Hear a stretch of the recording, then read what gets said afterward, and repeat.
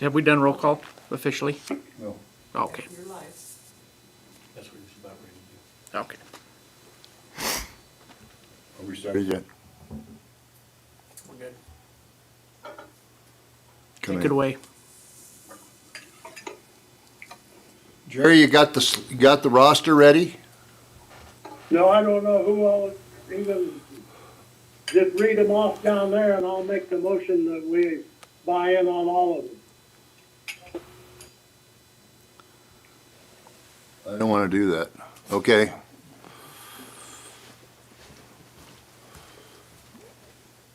So do you want to announce the meeting and then Yeah. call to order? The chairman should. You got him Yeah. there, don't you? Larry, are you on? I thought I saw Larry under, maybe he's muted. Larry, if you're on, you might be on mute. Yeah, Larry, you're on mute. Unmute yourself. Clinton's on there.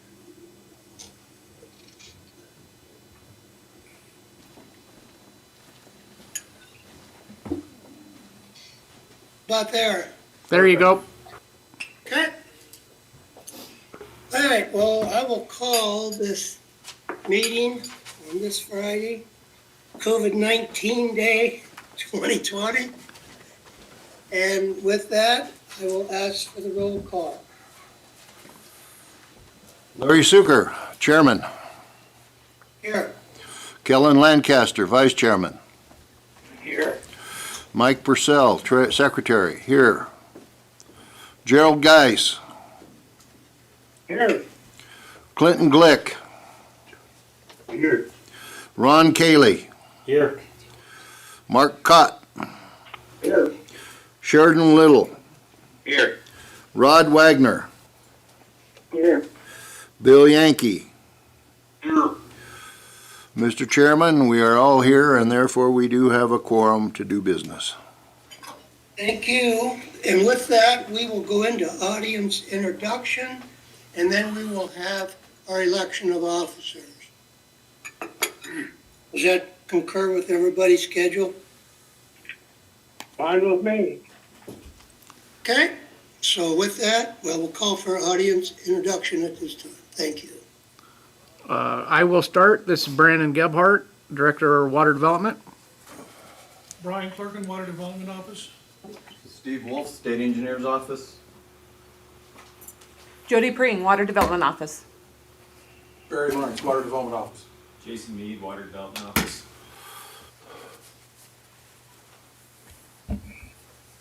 That's all we have in attendance today? Yeah, Mr. Chairman, we do have folks on the line that will be calling in here in just a little bit as well. They're typically sponsors, if we have questions for them. So there will be more people on the phone as we get further in the meeting. All right. you have one sponsor. So the people that are on the telephone, we have, we have some already on, do we? On the call? That is Yes. correct. Yes, Yes. Don This is Arnell, Greg Snake River. UW Office of Water Programs. Jody Pavlika, Water Development Office. With the Attorney General's Office. Jody Plavlika. John Joyce with Bighorn Regional Joint Powers Board. Alex Vito with the City Casper Engineering Office. Don Arnell, Little Smith.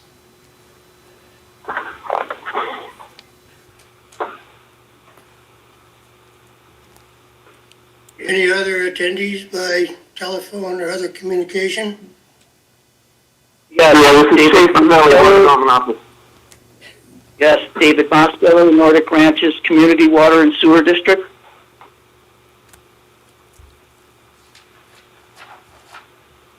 Do we have anybody else on the Uber conference only? Jeff Roseland's here for Bighorn Regional.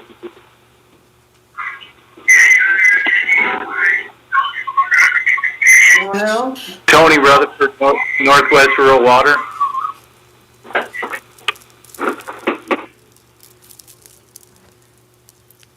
Anybody else on the Uber conference that hasn't announced themselves?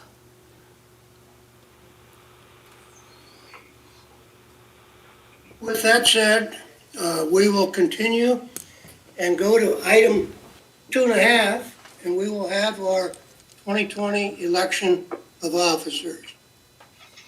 With that, if someone wants to make a motion, Well, you read the names out and I'll make the motion.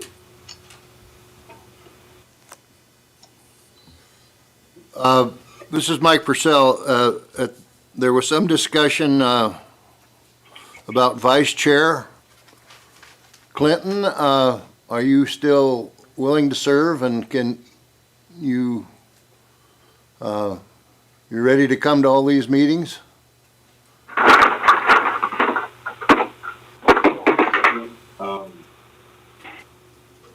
I was thinking about that last night, and, you know, I can make it to the meetings, but I'm the public health emergency response coordinator for the tribe also, which might make it difficult sometimes, but I can make the video meetings, and if this darn thing goes away, I'll put all my thoughts and time into being vice chair. Thank you. Mr. Chairman, I'd make the following motion, getting Senator Geis off the hook. I would nominate the following slate of officers: Kellen Lancaster, Chairman;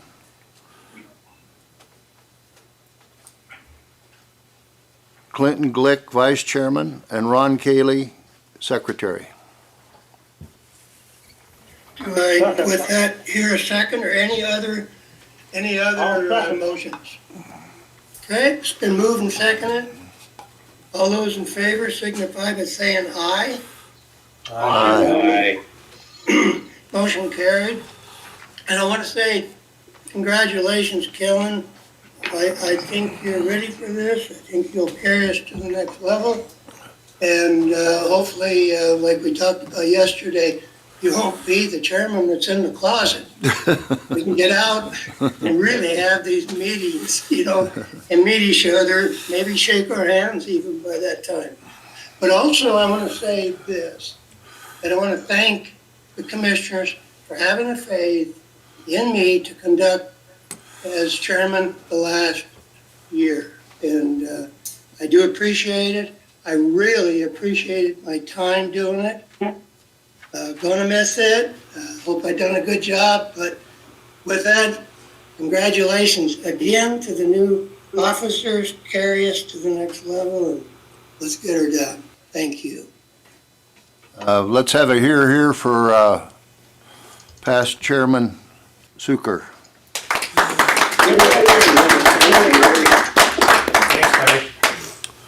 And thank you for that.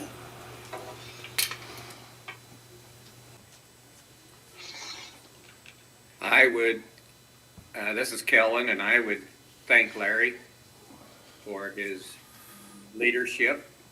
He's a steady rock, and we look forward to him staying on the commission and providing good insight, especially from his contractor's background and his personality, which is gentle and straightforward.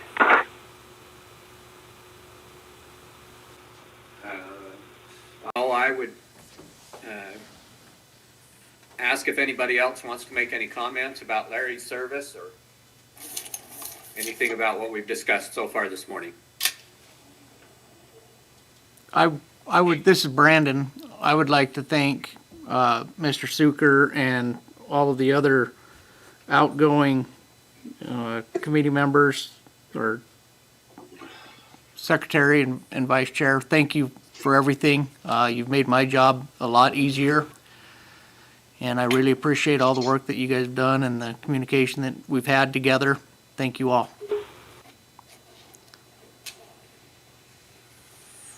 Thank you.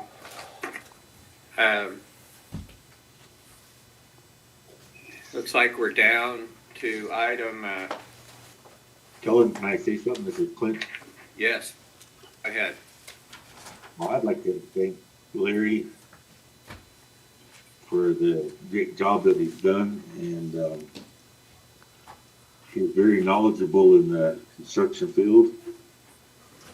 That helped us out in many ways, and I really enjoyed the dinner that he put on for us. That was great. Thanks. It's a beautiful part of Wyoming that I hadn't seen. We went to Larry's neck of the woods. It was great. Mr. Chairman, this is Yes. Brandon. Can I make one request, given that the situation of COVID and travel?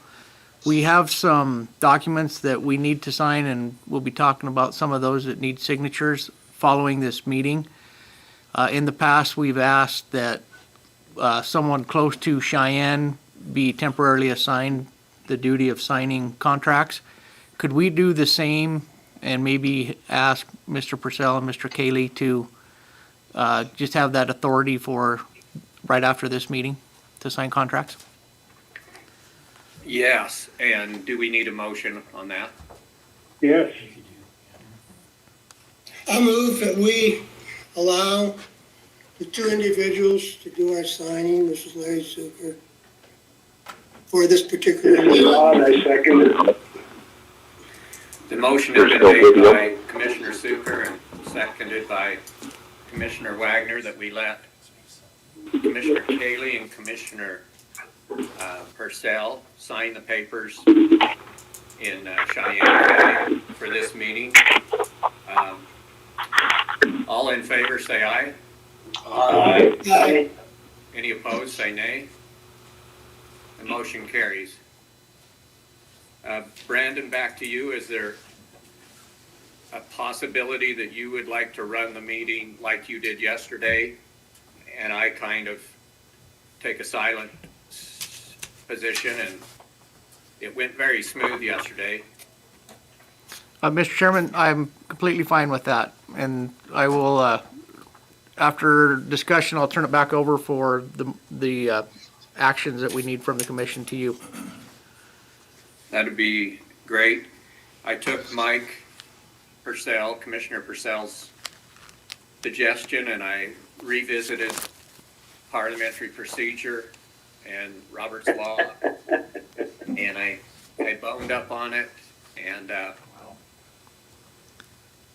but I still feel like maybe in this setting, that if you'd kind of run the meeting, Brandon, then thank you for turning it back to us for the votes.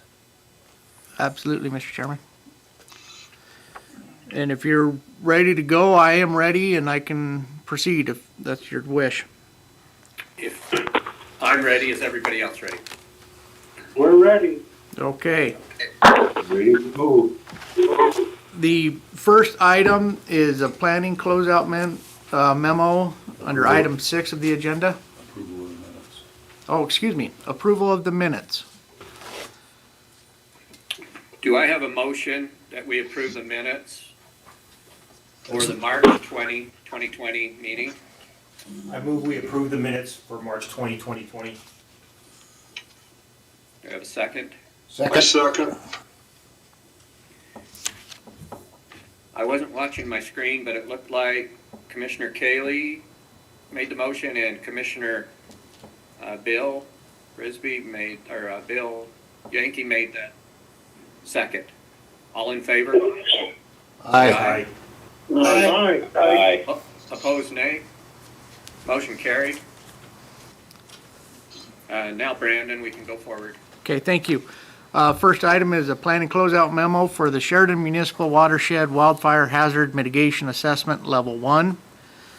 This project budget was $161,400. The final contract amount, $161,400. And the results of this project, in short, they prioritize catchments within the drainage basins to prioritize the catchments for treatments to help protect the forest health as well as the water source for a couple of municipalities, mainly Sheridan.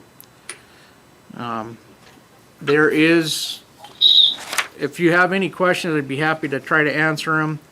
But I will say that there is a written statement on the second page, or the third page of the memo for somebody to make a motion. Mr. Chair, I'm trying to scroll down to find how that motion would be. Thank you, Jody. Mr. Chair, Yes. this is Ron Cayley. I move to acceptance of the Sheridan Municipal Watershed Wildfire Hazard Mitigation Assessment Project Report as being complete. Second. Purcell. Thank you for your, the motion by Commissioner Cayley and seconded by Mike. Yes. All in favor? Aye. Opposed? Say nay. Motion carries.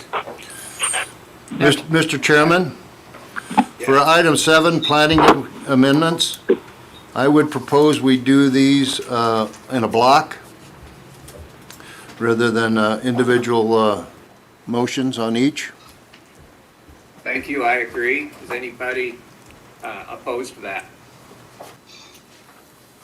Do we need a motion to do that, or can we just go ahead? Do it.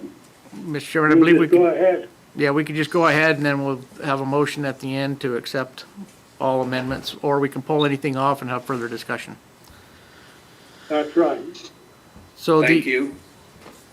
the first project amendment is for the Big Wind River Storage Level 2 Phase 2 Amendment 1. I will also include the Little Wind River Storage Level 2 Phase 2. It's cut under the same memo in the e-notebook. They're basically two projects that are running concurrently, and it's the same consultant. But what's going on with this, there was some additional modeling that needed to be done with the project, and it led to more modeling, as well as revisiting the screening that was done in the Phase 1 project. And this request is for a time extension of 2 years, of almost 2 years. It would take the contract out to May 31st of 2022. And that is for two projects, Big Wind and Little Wind Storage Level 2 Phase 2 projects. The next amendment is for the Grable Valley Irrigation District Storage Enlargement. This is a time extension only, and what is going on here is the reports are being, they should meet their deadlines for the reports, but the issue is presentations, on-site presentations, and because of COVID and travel restrictions, we're afraid that we may not get those done timely enough. So we're asking for a time extension to allow those presentations to be done at a safe time. The next project is the Lake DeSmet Healy Reservoir contract. This is a name change. The original consultant was NTech Engineering. They were purchased by Engineering Associates. So this is to change the name on the contract. The next project is, or the next amendment is the Levitt Reservoir Expansion Permitting Liaison Amendment. This is something that kind of fell through the cracks. We have a contract with the consultant to provide permitting liaison work, and we didn't catch the end of the contract and do an amendment prior to that. So we need to do an amendment or a new contract that basically just extends the work that consultant is doing on that project. And the budget for that is essentially the amount of money that was left over in the previous contract. So this is just something that slipped through the cracks that we need to reauthorize the remaining budget. The final amendment was the Melody Ranch Groundwater Exploration Grant. We discussed this one yesterday. The Melody Ranch District has asked to table this until the August meeting. So the recommendation would be to table this amendment until August.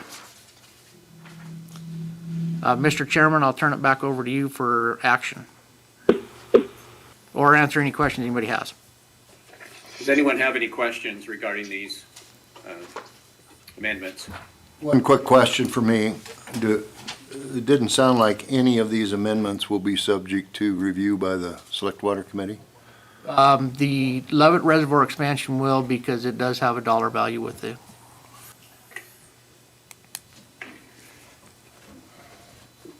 Thank you. So, Mike, does that mean that we need to pull that one out and not vote on it as a block? No. And while I have the floor, remind yourself that Select Water Committee, their charge is to review. Okay. And in this particular case, they're going to have a separate meeting. I would assume that their review will be favorable on anything, but it is not the final word. So if there is a problem and the Select Water Committee brings it up, we should have the opportunity to override that should we deem it appropriate. So we're the approvers, they're the reviewers. Thanks for that. Good information. Mr. Chair, Ron Cayley, do we need to move the Melody Ranch since it's a postponement? Do we need to move that before we make our amendment? Mr. Chair, I think the appropriate amendment would be to adopt the director's recommendation for planning amendments, and that will go, that'll cover everything. And I guess I'd so move. I move that we approve the director's recommendation for the planning amendments listed in the agenda. We have I'll second the motion. We have a motion, and we have a second motion from Commissioner Purcell and a second from Senator Geis. All in favor say aye. Aye. Opposed say nay. Motion carries. Thank you. Mr. Chairman, the next item on the agenda is a reconsideration of a small water project. It is the Duck Well #2 project.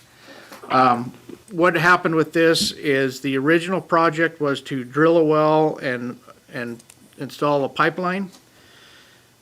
The issue was being able to get a BLM permit to drill the well because of coal bed methane. So they have asked to rescope this project for the same appropriation. And then the new project would be to install a pipeline to a nearby artesian well and install a storage tank and a tire trough and the associated piping to that.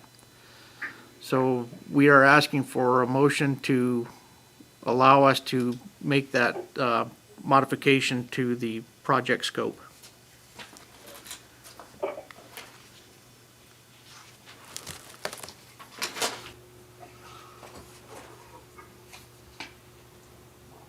Ron and I don't want to, yeah, there you go.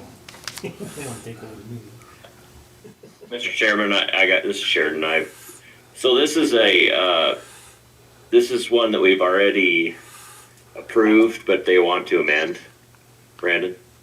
Mr. Chairman, yes, that is correct, Sheridan. This was the thing that changed was they weren't able to get permission to drill a well. So they still want to get water, and they've come up with a separate plan to be able to do that. But yes, this was already approved, and I don't remember what year it was, but it's an existing project. So we're just changing the scope. Okay. 2018. I was just wondering if that was adding to our budget or not, so. Nope, It's Thank not. you. Good question, Sheridan. Thanks. Any other discussion on this? Do I have a motion to accept this project? I'll go ahead and move. Second. It's been moved by Commissioner Little, is that correct? Seconded by Yes. Yep. Commissioner Geis. All in favor say aye. Aye. Aye. Opposed, nay? Motion carries. Mr. Chairman, the next item on the agenda is approval of the UW Office of Water Programs MOU. This is very similar to all of the other MOUs that we've had. This is for the biennium funding for the Office of Water Programs. And legislature approved or appropriated $175,000 for the biennium. This is just a memorandum of the MOU to allow us to enter a contract with the University of Wyoming. And we would pay $87,500 each year. Any discussion on the University of Wyoming MOU?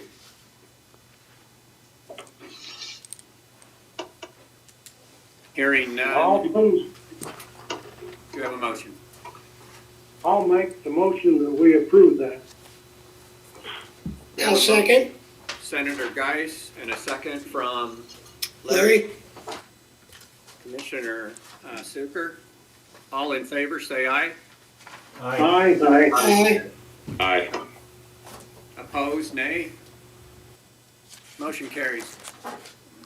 Mr. Chairman, the next item is the UW Water Research Program, the consideration of the 2021 RFP for the UW Water Research Program. If Mr. Kerr is on the line, I would open the floor up to him if that's okay. Yes. Okay, I'm here. Thank you, Brandon. Thank you. Yes, the RFP for the Water Research Program is being presented here in your notebooks. The Water Research Program Advisory Committee met May 4th of this year and discussed items for the new RFP. So in your notebooks, you can see we've kind of narrowed things down to three main priority topics. These three main priority topics were also priority topics last year, have some additions to them, but within each of those main topics, which the first is enhanced water supply forecasting and water use, the second is protecting public health, and the third is looking at, excuse me, I lost my paper, dam operation and sediment management and transport. So within each of those main priority topics, there are a wide range of issues that the committee felt are important to the state of Wyoming and would like to see further research information come from the university on those topics. So that is what is being presented to you today. Are there any questions? Mr. Chair, through you. Mr. Kerr, could you, when I looked through this, I couldn't see anything where you guys were going to be looking at any organic analyses. Are you guys planning on doing anything in the organic range? You know, like As far as, you know, could like you expand on that, please? Public health? yes, for the public health. Are you going to be looking at any of the UCMR stuff the EPA's been kind of throwing out there, or any of that? Well, within this protecting public health, the issues that are listed are not only the specific issues. So if we can get proposals in that area, most definitely we would look at them, yes. So it's not restricted to just these issues that are listed here. But these are issues that we present to campus. They can expand on them, or they can look at areas of their own, but it's not restricted to these. Thank you, Mr. Kerr. Mr. Chair, a question? Ron, what was it you said, what were those initials you threw out, the EPA's? The UCMRs, unregulated contaminant monitoring. Okay, thank you. I think they're on their 5th level of those now. So UCMR 5. Okay, thank you. And Mr. Chairman, we can certainly add that in as a specific issue underneath our protecting public health. Mr. Chair, follow-up question. The only reason I ask is we had seen a couple of hits, I think on some phosphate type organics in the Medicine Bow area, and I'm not sure where that was left, and I was just kind of curious if anybody's even just done some or looking at maybe it's just some grab analysis out there. That's why the question was asked. Okay.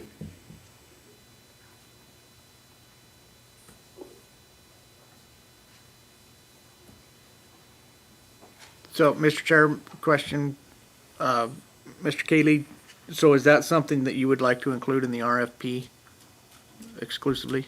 No, I think Mr. Kerr kind of covered it, that kind of let the project go down, and maybe at some time me and Mr. Kerr can talk a little bit about a couple of the hits that we saw, and then maybe somebody would want to propose that, just looking at some of those UCMRs in their research. Okay, but you're fine with the RFP? Yes, yeah. Thank you. I'm with the RFP. Thank you.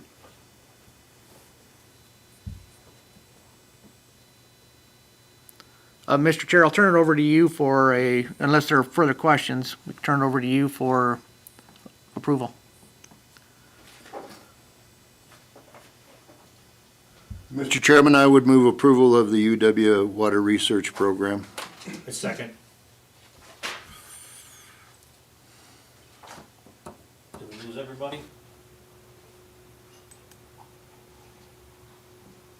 Question.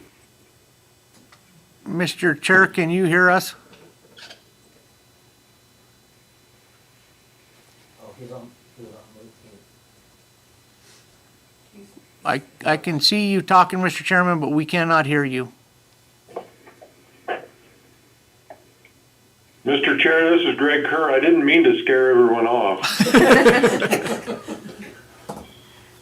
I'm gonna be real quiet now, Greg.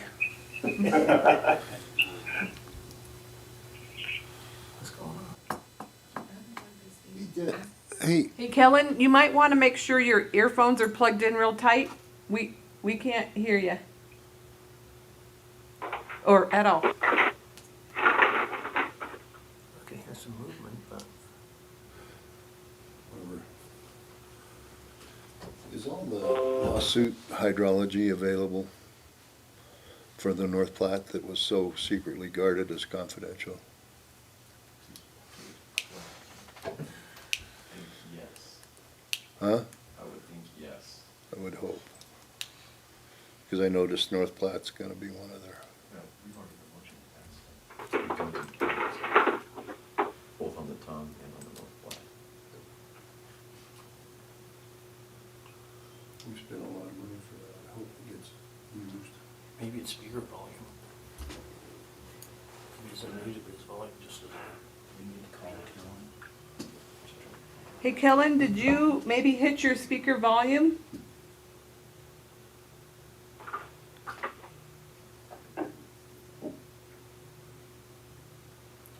Can you send me a message, Uh, Jody? yeah, he can hear us, he just can't talk to us. I can tell that he's working on it.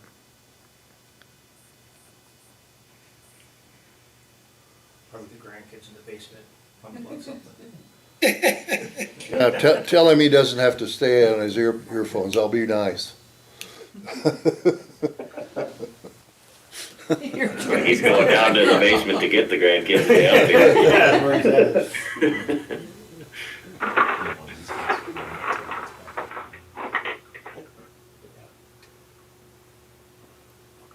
By the way, Sheridan, how's the twins coming along? Oh, good there, right outside the door there with their mom. I'll send him a Uber just in case. Well, or I guess we could call him. They're doing real good. They're trying to crawl around. Haven't quite figured it out yet, but they're trying. That's good news. We can call him on the. Do you have his number? Mr. Yeah. Mr. Lancaster, we will try to call you through this platform. We're just working on getting your number. It's in the notebook on, right in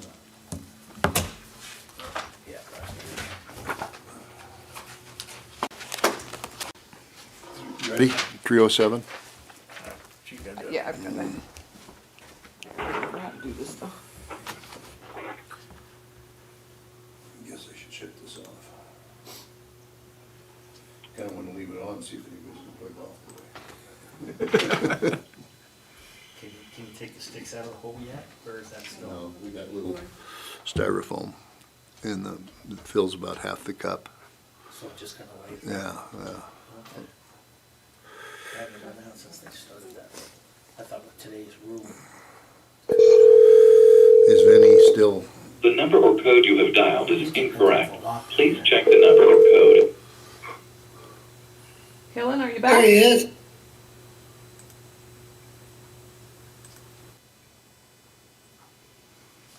They're moving around, you just can't get his voice.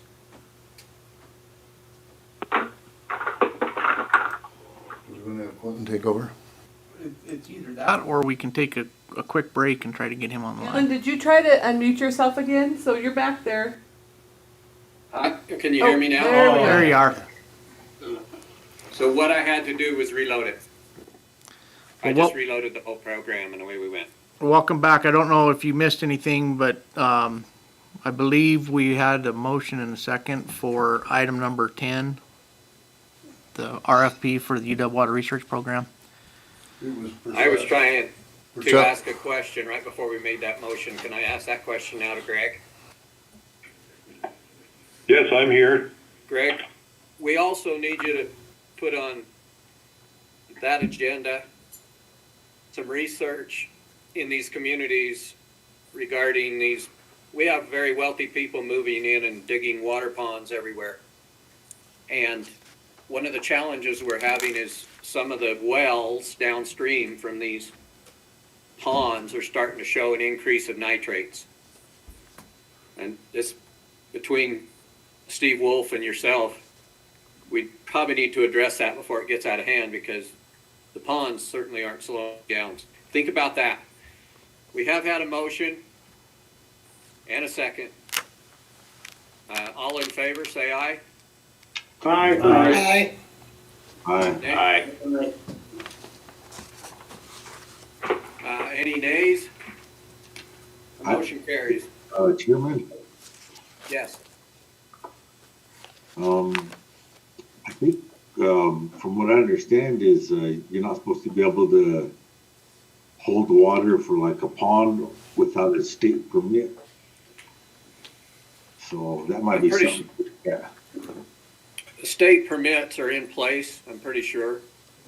These are Bass Pro Shops and other very large organizations. But I'm not sure they're sealing up the ponds well enough with clay or bentonite afterwards. I've had some people come and talk to me about that.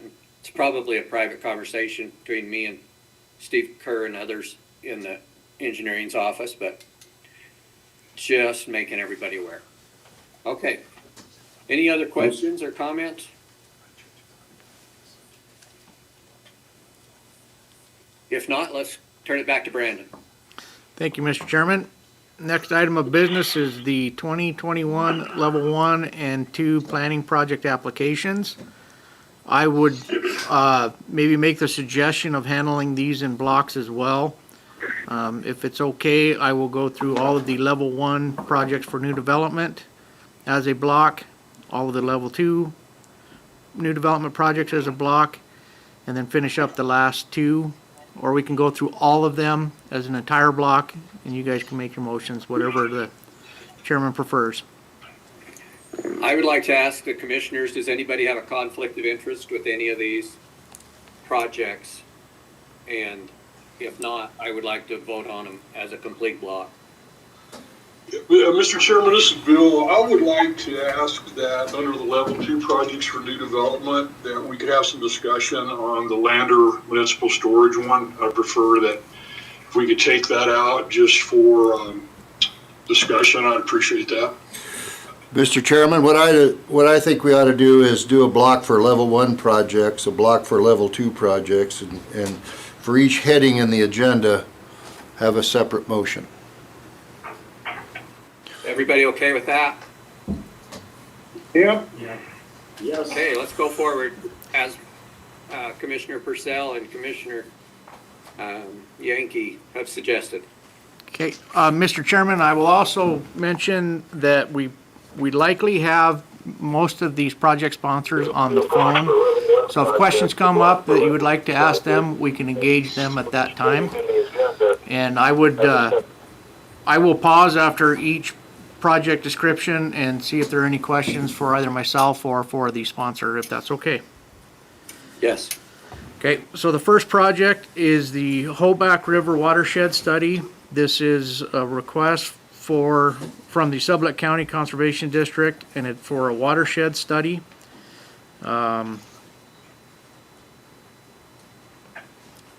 This look at impacts to irrigation ditches that have been washed out due to landslides, among other things, but that was one of the highlights of it. And then this is within the watershed, it includes the Snake, the Hoback, and the Grays River, to name a couple. I don't know how much information you want. You've got all of the information in the notebook, but I would be happy to answer any questions or engage the sponsor at this time. Does anybody have any questions?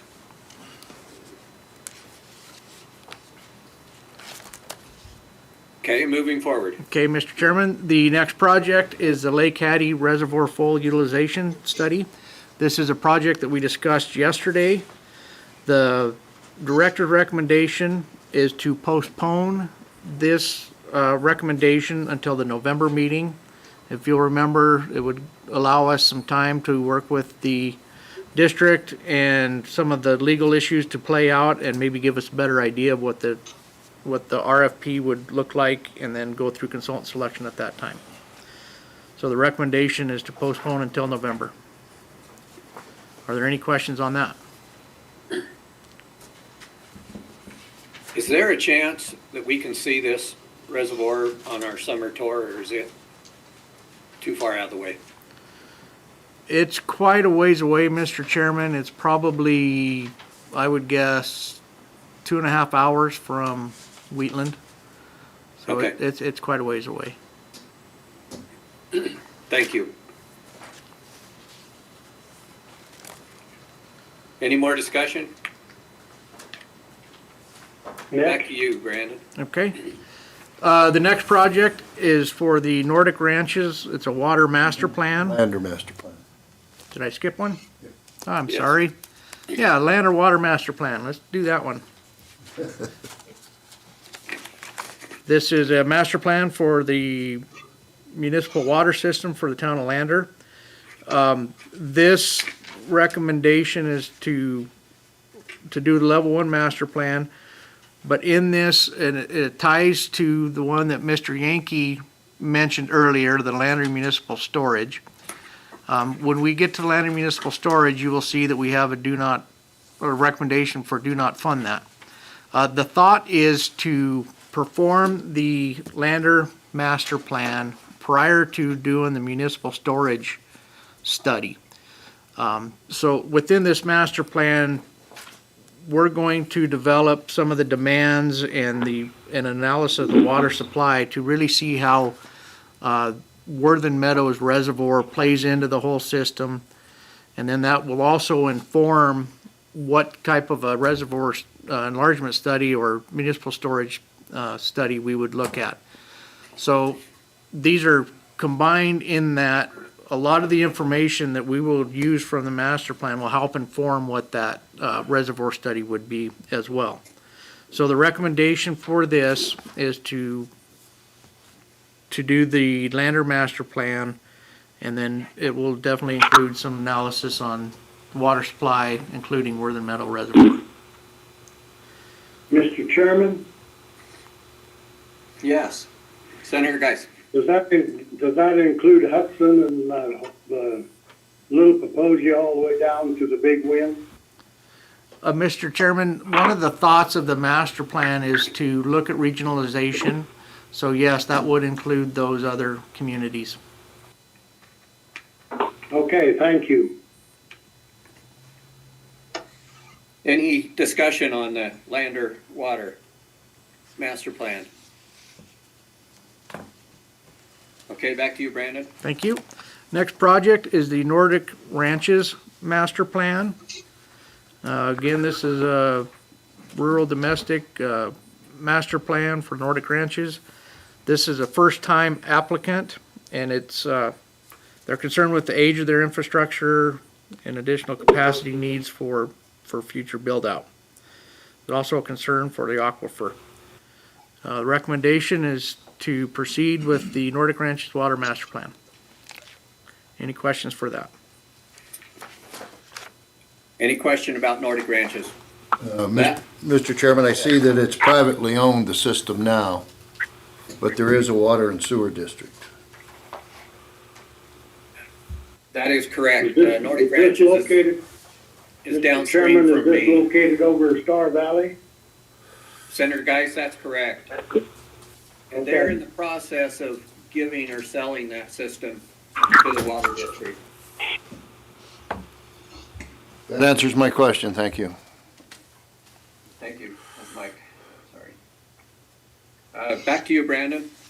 Okay, if there are no further questions, the next project is the Wheatland Water Master Plan, another master plan for the town of Upton. Wheatland. Huh? Got Upton. I apologize, I tabbed everything and I didn't tab everything, I guess, so apologize. Upton Water Master Plan. Master plan for Upton. Evaluate the current condition of their water system and provide the tools and guidance needed to assist in their planning. The director's recommendation is to proceed with the Upton Water Master Plan.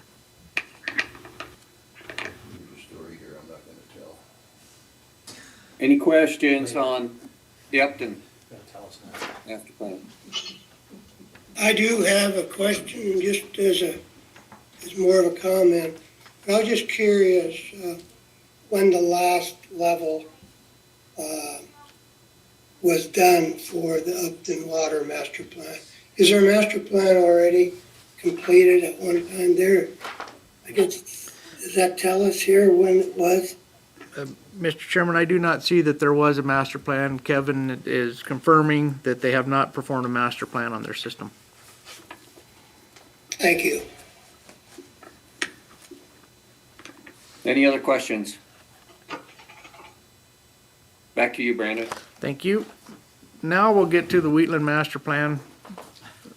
This is a master plan for Wheatland Municipal Water System. They did perform a master plan in 2009. They've done some work. They've got some issues with their groundwater with uranium that they want to evaluate, as well as some of the tanks and reevaluating some of the tanks to develop their future planning. So the recommendation is to continue with the Wheatland Master Plan. Any questions on the Wheatland master plan? Just a little history. Wheatland came to us one year and were denied because their water rates were like a $10 flat rate. And now I see their theoretical monthly water bill's $102, so they must have changed their mode of operation.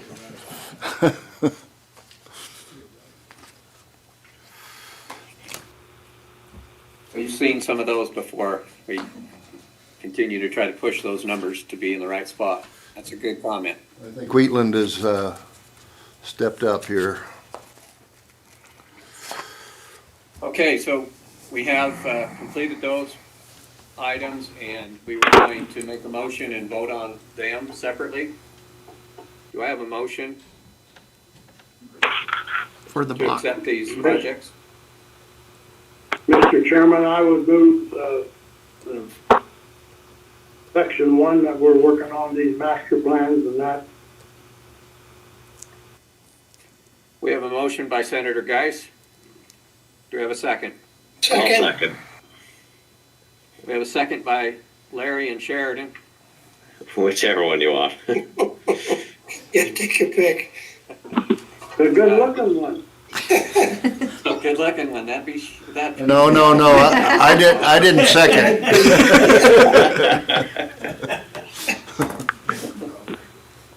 So we have a second by Sheridan.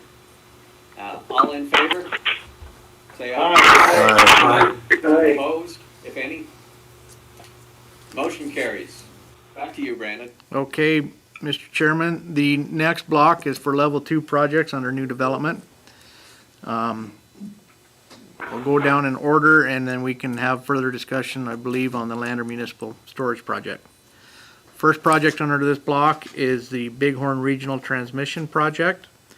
This largely looks at the transmission in Washington County for the Joint Powers Board and trying to improve efficiencies and expand the regional expansion into Hot Springs County of this existing system. Any questions on Bighorn Regional? Mr. Chairman, I see under the tabulation of previous work, there's also already a Bighorn Regional 2020. Is it, do you see in the? For the level 3 construction project? Yes, and what does that do? Brian, do you know what that project is? That's an extension. Mr. Chairman, this is John Joyce with the manager for the Bighorn Regional. The 2020 level 3 project that we have going on now is to supply the town of Burlington with water. That's a transmission line in the north end of the system. And this level 2 would be looking at the southern end of our system. Thank you. Thank you. Brian, would you like to add anything to that? No, that covered it. So Mike, you're satisfied with I the am. difference between the two? I am. Thank you. Any other questions? Back to you, Brian. Okay, thank you, John, for chiming in there. Next project is the Byron Rural Water System. This is looking at the residents near the town of Byron who are currently hauling water. This is evaluating regionalization of those people, and I will note that the town of Byron and the Shoshone Municipal Joint Powers Board provided letters of support for this study. And I do know that Tony Rutherford with the Northwest Rural Water System is on the phone if we have any questions.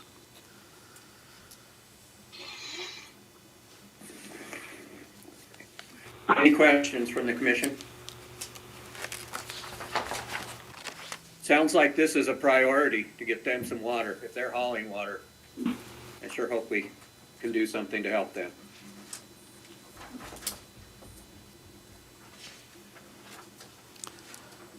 Back to you, Brandon. Okay, next project is Gillette Water Systems Improvement. This project is looking at incorporating Antelope Valley Water System into the city's water system. That would likely include bringing in existing wells into the city as well as storage facilities. The application mentions that pump station operation could be improved by including this additional storage into the system. Are there any questions for Gillette?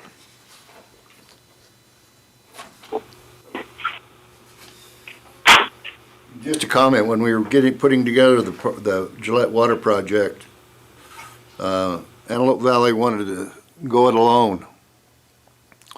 So now I think they've seen the handwriting on the wall, that this is a better and more reliable system.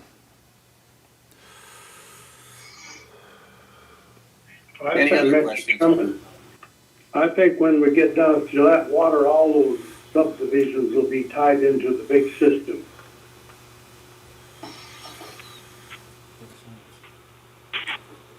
Any other comments? Hey, back to you, Brandon. Thank you, Mr. Chairman. The next project is the Lander Municipal Storage. Mentioned this a little bit ago. The recommendation is to do not fund, and it's not because we think it's a bad project. It's just that we want to perform the master plan and get some information that will inform what a study for the municipal storage study would ultimately look at. And the thought is that we need to really understand what the needs are of and the demands of the city and or regional system. And then that will inform whether the reservoir enlargement is, what type is it? Is it for irrigation? Is it for municipal? Or is it for a combination of the two? And it would really help define the direction of that study in the future.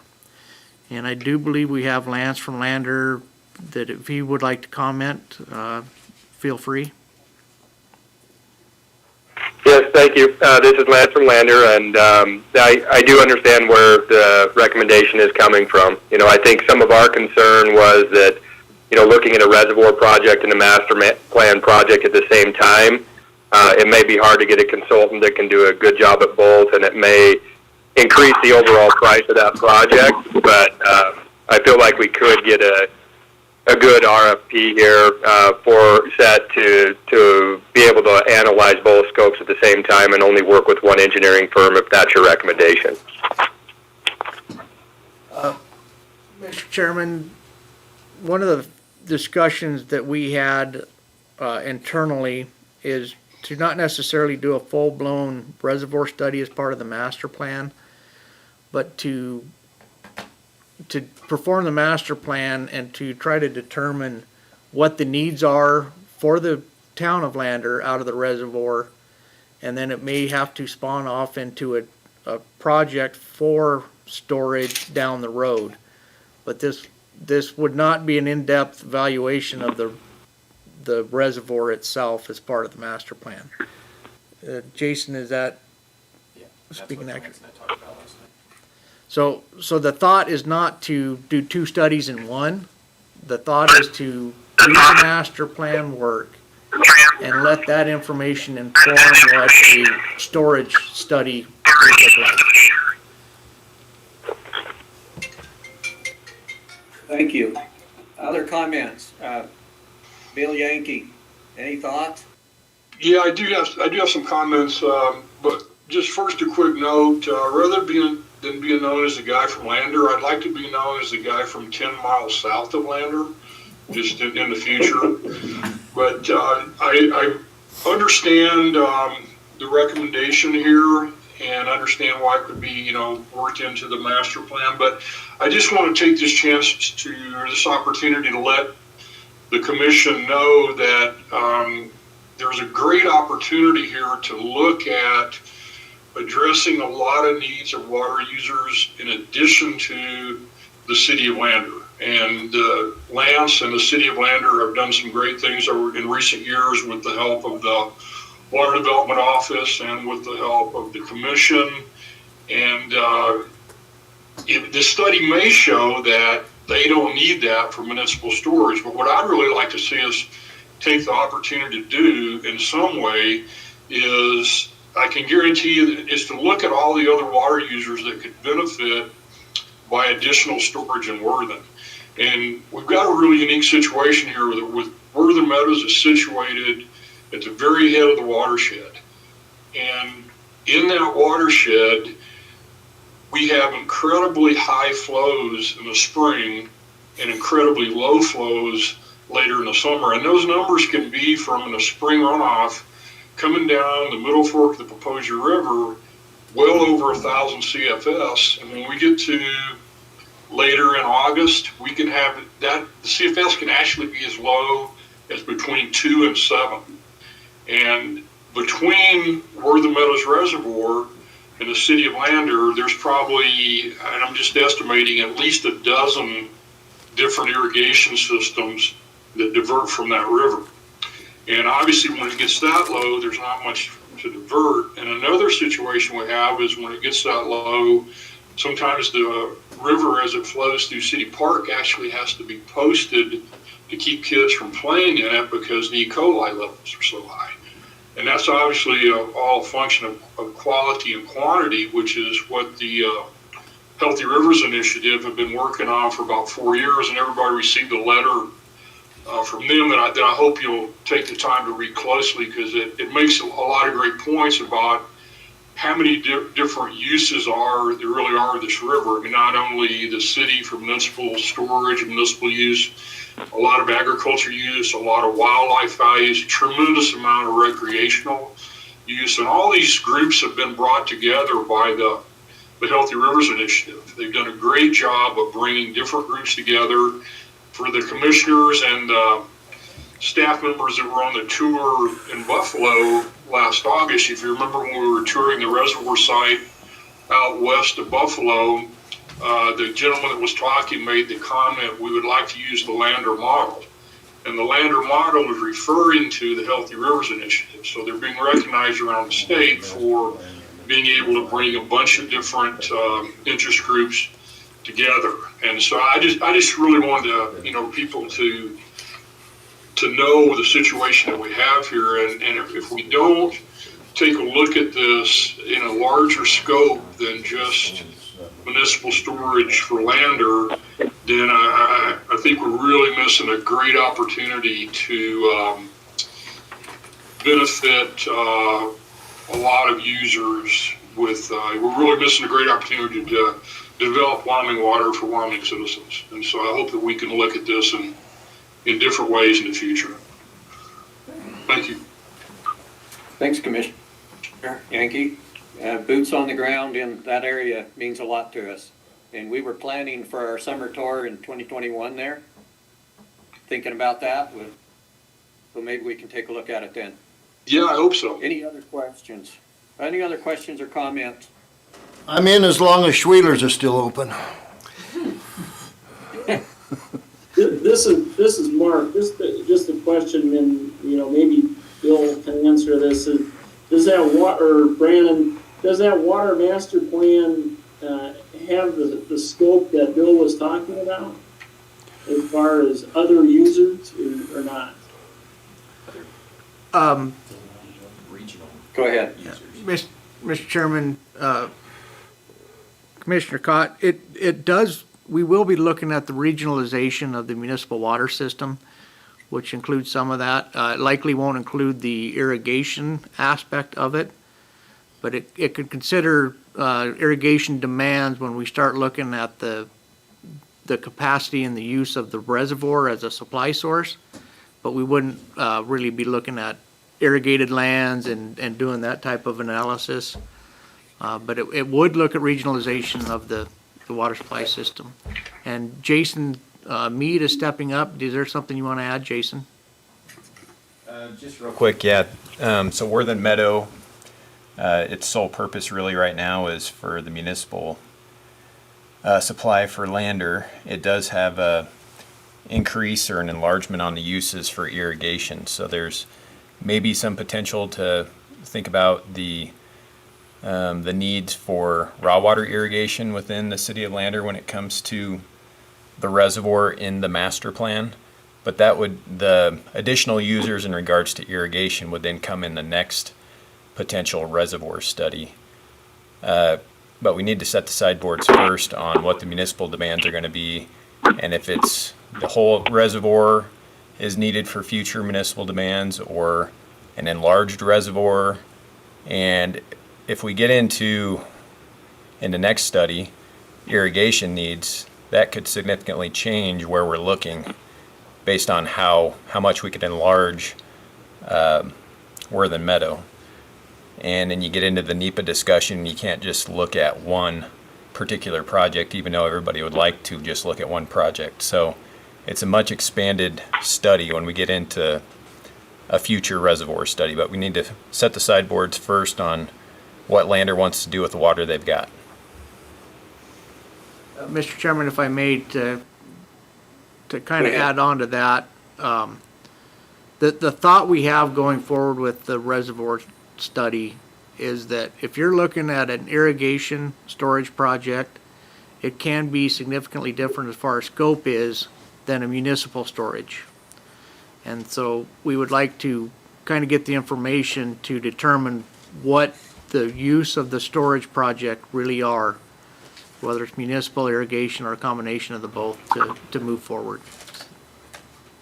Mr. Chairman, I remember when we were talking about the master plan, just a clarification, so when you're looking at, first of all, municipal use and then the opportunity for rural domestic use in this, in the master plan. Master plan, that's correct. But right now, irrigation isn't in the scope. So when he says municipal, the master plan will also talk about rural domestic. But it does become a different breed of cat when we throw ag in there. Mr. Chairman, this is Mark again. I guess just listening to what Bill said and of course reading that letter. So irrigation is a study and a construction project down the road and will not be a part of this. Is that correct? That's correct.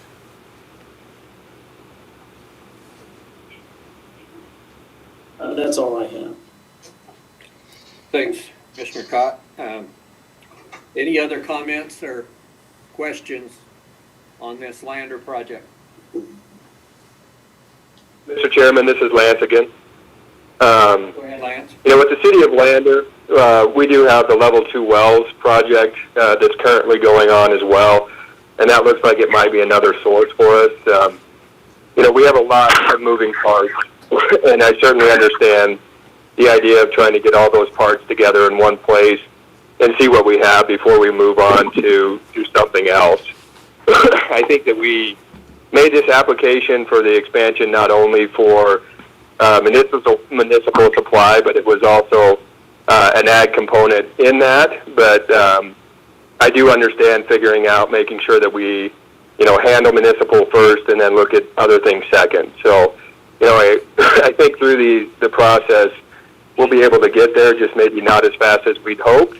But we do appreciate, being considered for this and the other 2 studies that we have in place. So just wanted to say thanks, and we think this is appropriate, and hopefully things can keep moving with looking at all the components in the future. Thanks, Lance. Any more thoughts before we move on? We got to keep the water clean, so it's a big deal. Brandon, back to you. Okay, and Lance, thank you for your participation in this discussion. Thank you. The next project is the Little Snake River Valley Water Supply Phase 2.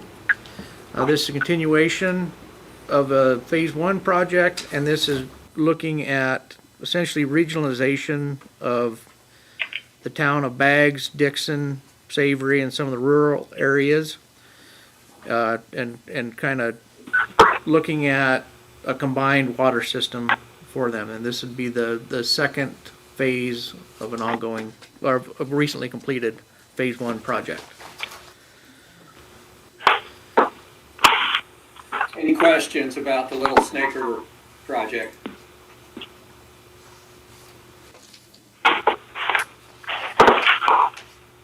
Okay, going forward. Yeah. Are we ready for a motion? Yeah, Mr. Chairman, and if I would offer that if you wanted to vote differently, maybe on Lander, if there's concerns that you wanted to pull that out of the block and vote on that separately, you may, or just vote on the block, however you decide.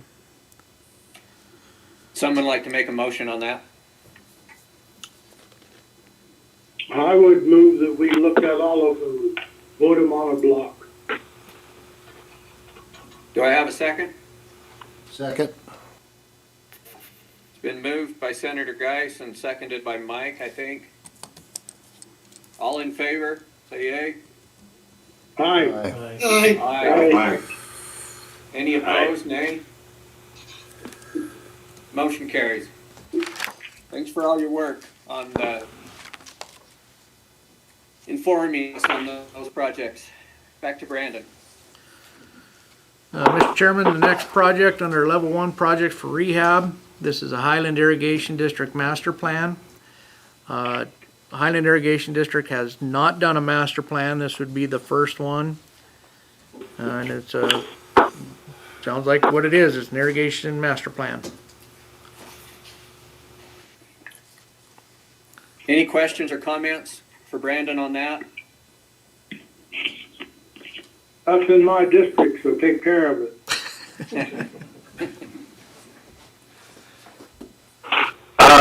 Excuse me, Brandon, Yes, can you hear me? I can. I'm Frank Grimes. I'm one of the commissioners from the Highland Irrigation District. Hi, Frank. Do we have an opportunity to speak to this master plan application? Please do. If this is the appropriate time. Yes, this is appropriate. Okay. My name is Frank Grimes. I'm one of 3 commissioners on the Highland Irrigation District. I'm the newest commissioner, and the district is located near Pinedale.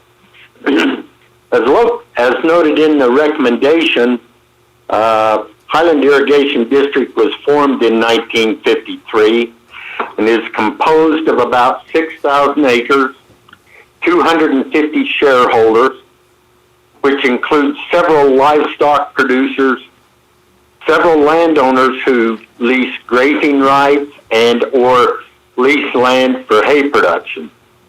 In addition, there are numerous small rural residential parcels resulting from subdivision of agricultural lands over the years. We're responsible for about 27 miles of canal that includes 4 laterals.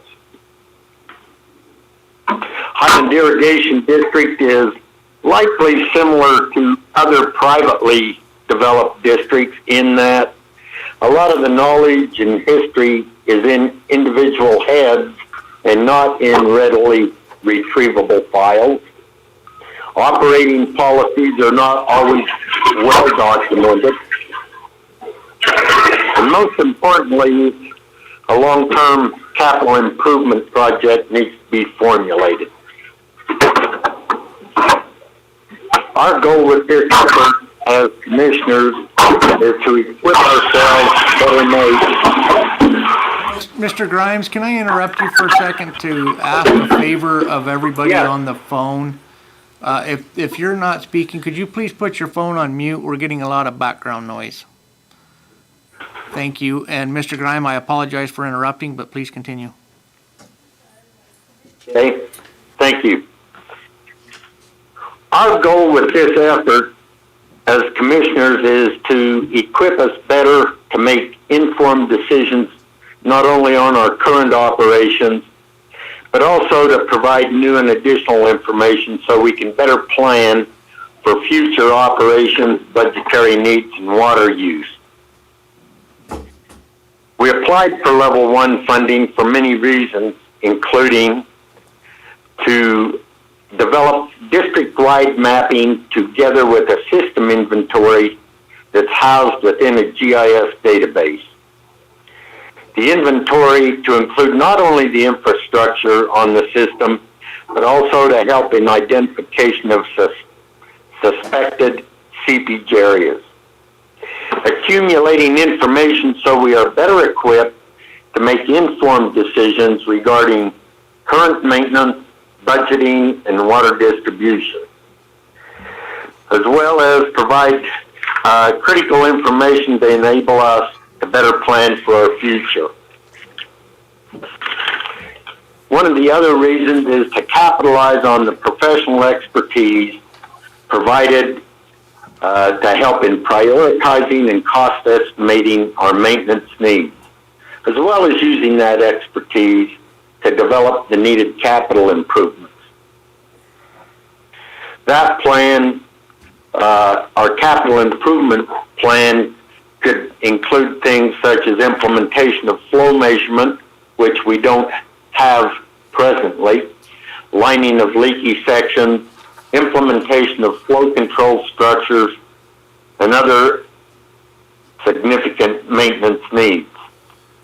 In summary, we feel like we're entering a new era of operation that will require more informed decision-making, resulting in more efficient water operation, more cost-effective management, and with the continued subdivision of lands the continued subdivision of lands will likely create more maintenance challenge in the future than dealt with in the past.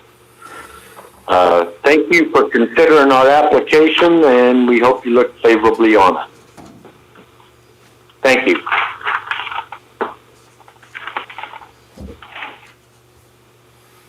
Mr. Chairman, I'd move approval on the Level 1 project rehabilitation for Highland Irrigation District Master Plan. Second. Our chair's on mute again. No. Mr. Chair, you're on mute. There you go. Thank you. We have a motion by Commissioner Purcell and a second by Commissioner Koch. Is that the way it was? I don't think so. Kaylee. Oh. Kaylee, thank you, Commissioner Kaylee. All in favor, say aye. Aye. I, Aye. Aye. Opposed, nay. Motion carries. Back to you, Brandon. Mr. Grimes, thank you for your words. Thank you. Okay, the next project under Level 2 projects, rehabilitation. This is Lander Ditches rehabilitation. This is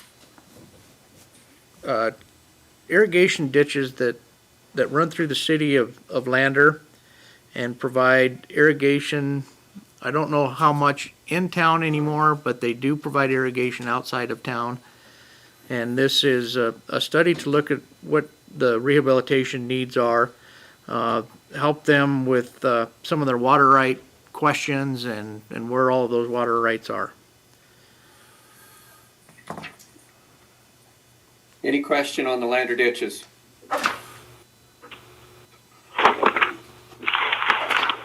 Somebody like to make a motion? I would move. We have a second? Mark seconds. We have a motion by Senator Geist and a second by Commissioner Koch. All in favor? Say aye.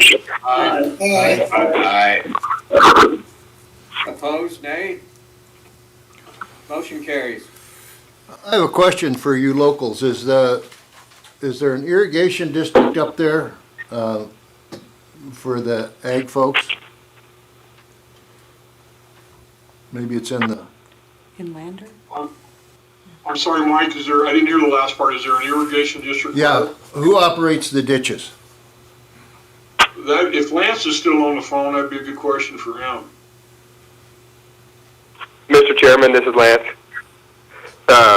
It's currently operated by a group of private citizens, and Senator Cale Case is actually in charge of that at this point. So that's who's in control of the ditches, but they're not a formal organized group at this point in time, which is some of the issue.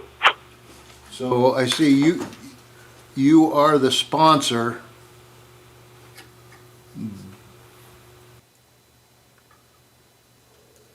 But, so I guess to get into this in a little more detail, we put stormwater into these ditches. And so what happens is that when they were first established, they were a drainage way. And so our city systems of drainage are tied into them.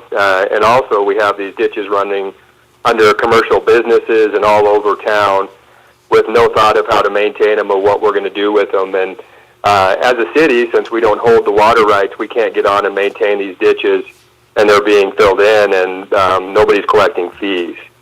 So lots of combined issues as well as water right questions on who should be doing what, but none of those provide answers. So I think we're looking at a way to get to answers on what we can do with these ditches, improve the system, maintain them, and find a solution that works with all parties involved.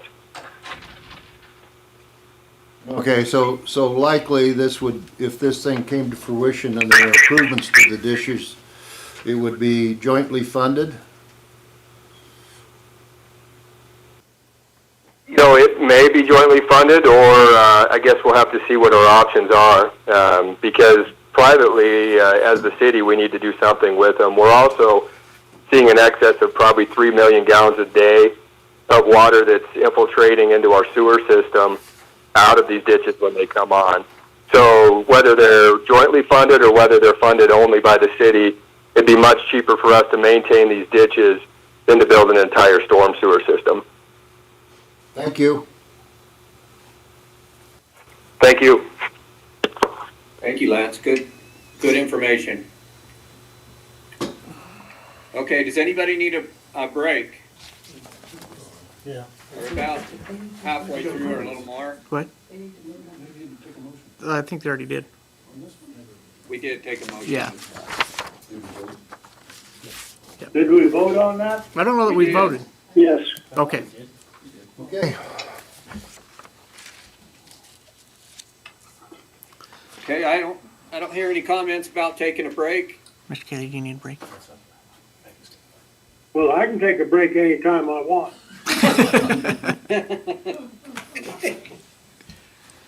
Okay. That sounds like we ought to just move forward. So Brandon, back to you, number 12, construction amendments. Yes, we've got one construction amendment for your consideration.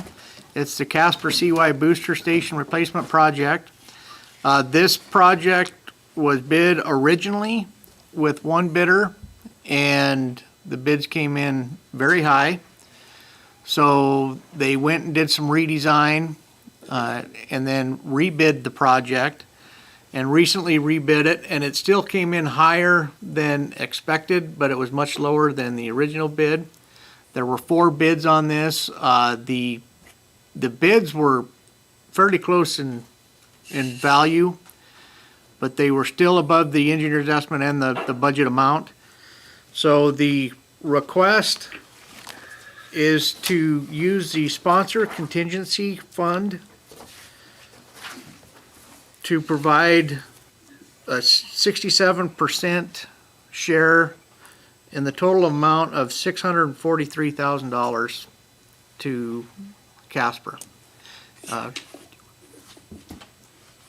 And happy for any questions, and I do believe there's a representative from Casper on the phone if we got questions for them. Does anybody have any questions on this Casper project? I do, Larry here. I just wondered what percentage was the bids over the engineer's estimate?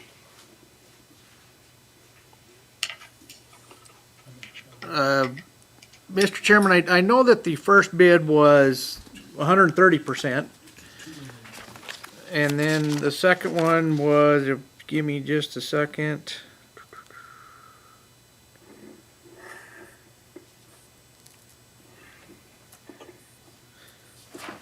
About 21% over original estimates.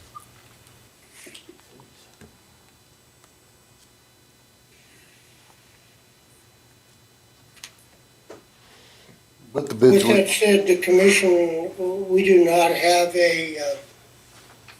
an actual number that we allow it to be over that percentage, correct? We do not have in any of our bylaws anywhere we don't have a number that we can use to be a maximum, correct?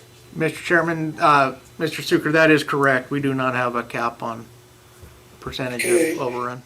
I believe that, maybe that's something we should look at eventually. I know the highway department has it. Several other entities probably do too. So anyway, I'm okay with it the way it is now, if that's what it is, but we certainly should look at that factor. Mr. Chairman, it does sound like we got good bids the second time around. Very, very competitive. Mr. Chairman, I would add that some of the, I don't know if they're issues or concerns that led to the high bid that we've heard, deal with a small construction site. It's on a hill. There's an existing pump station that they have to work around. And then there were some geotechnical issues at the site that need to be addressed too. But so those added up to a lot of the reason. But I believe that the range of bids was 18% from low to high with 4 bids. That sounds like a good bid to me. I think we determined the value of the project would be my assumption. I'm good with that. Make a motion then. I'll move that we accept this proposal as read. Second.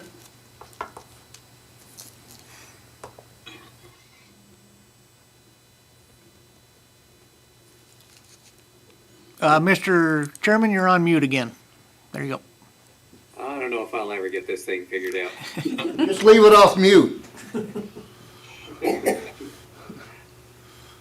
Okay, we have a motion by Commissioner Zucker, and it was seconded by Commissioner Geist, if I heard right. Correct. Right. All in favor, say aye. Aye. Aye. Aye. All opposed, nay. Motion carries. Mr. Chairman, I do have a quick question. Go ahead. What's the balance of the sponsors contingency fund? And this took about 600,000 of it? So we believe, Mr. Chairman, we believe that the balance is, we'd look quickly, we haven't confirmed it, but we believe the balance is about 1.3 million in that left remaining after this. Good. Because this is a great tool. Yes. Thank you. Back to Brandon. Next Okay. item. Thank you, Mr. Chairman. Next item, item 13, construction project progress reports.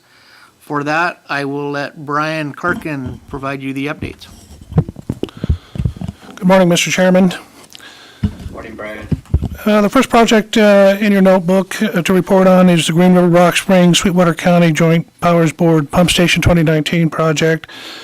This project is to design a new pump station and 30-inch transmission pipeline. This project is actually located in Rock Springs on the northern end. Bill Brewer is the project manager. This is account 1 2019 appropriation. This project is moved to the design phase. Sunrise Engineering is the consultant.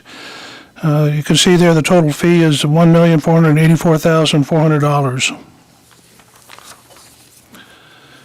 The next project in your notebook is the Casper CY Booster Pump Station.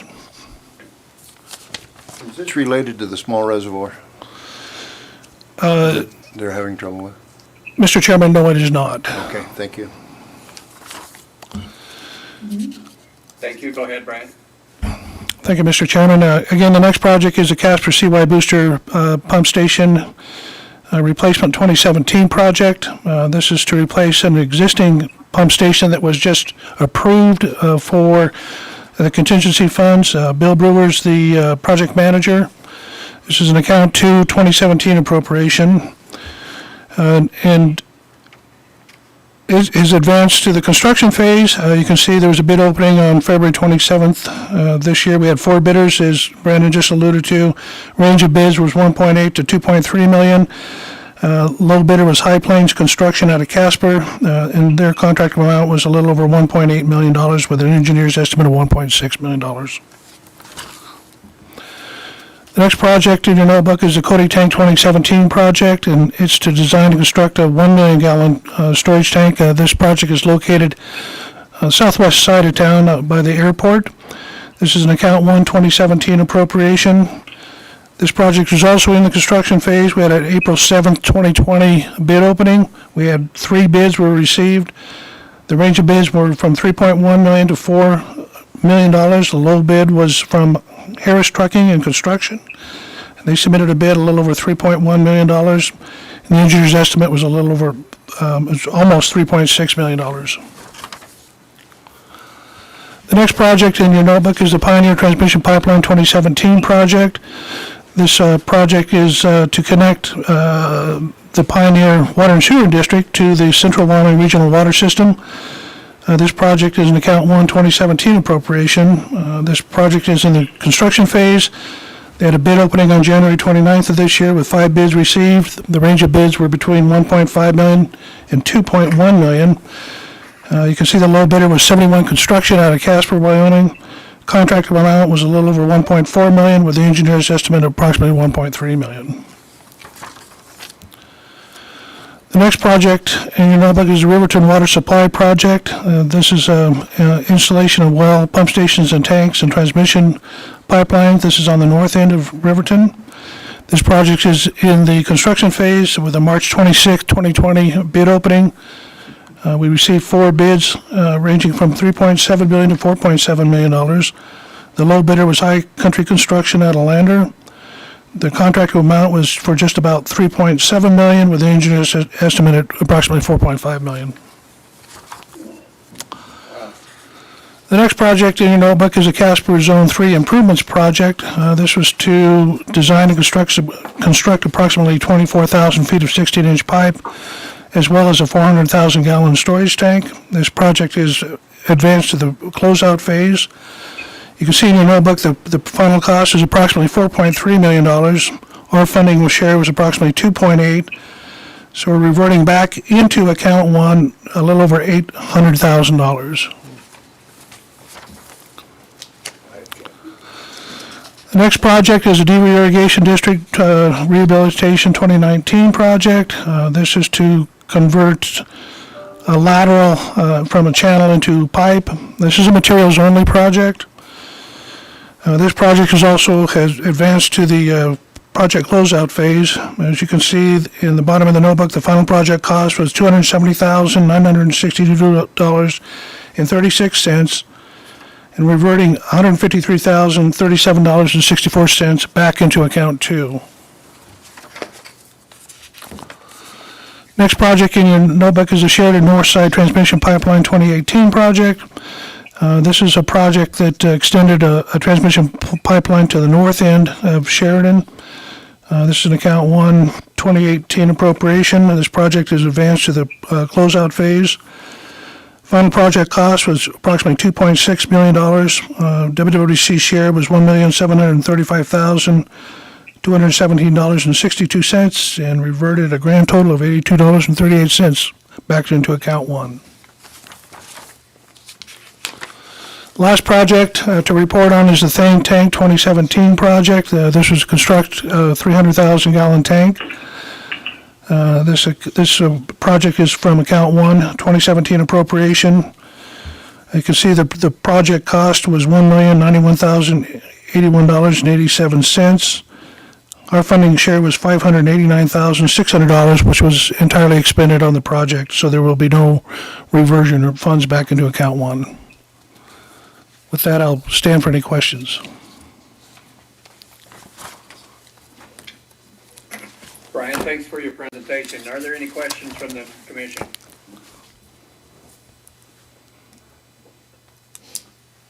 Do we have any questions from others?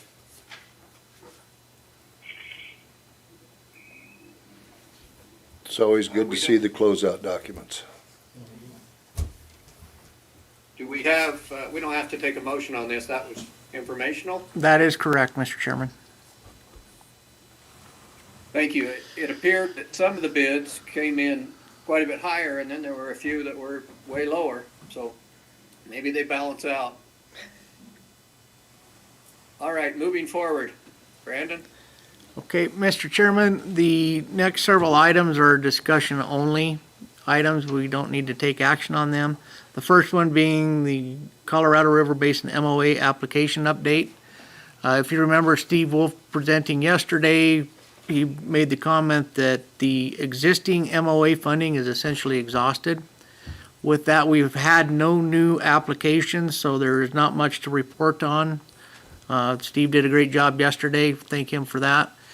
And we'll wait until the next MOA before we probably have any other projects under that MOA.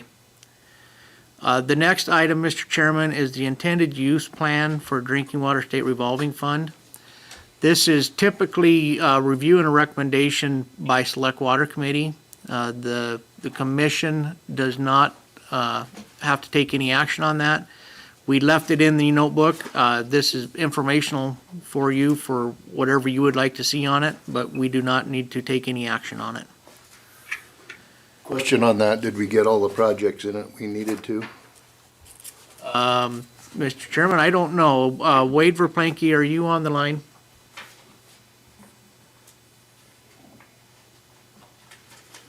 We'll assume so.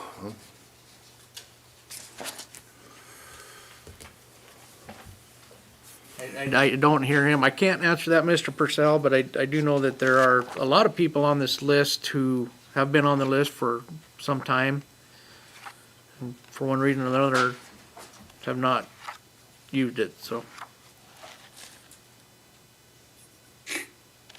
Thank Correct. you.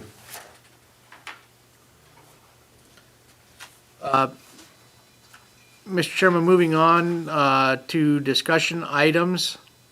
Pardon me. Yeah, go ahead. So if they're not on this list by February, is that it?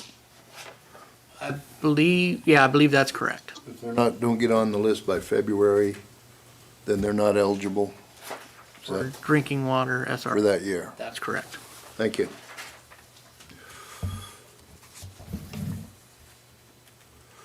Okay, go ahead.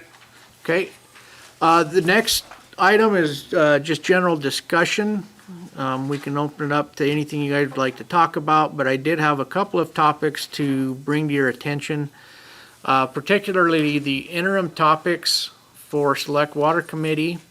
Those are on the agenda. I will also mention interim topics that we're involved in with the Ag Committee as well. And Greg Lanning with the SEO and Steve Wolf, were kind of partnered on some of these interim topics. The first one for Select Water Committee, though, is under their statutory responsibilities. They're asking us to evaluate the small water program criteria.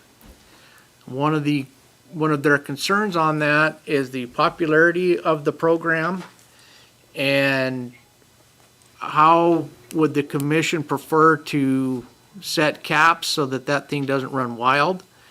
A couple thoughts were to change the criteria to limit it, to be able to limit the applications and eligibility.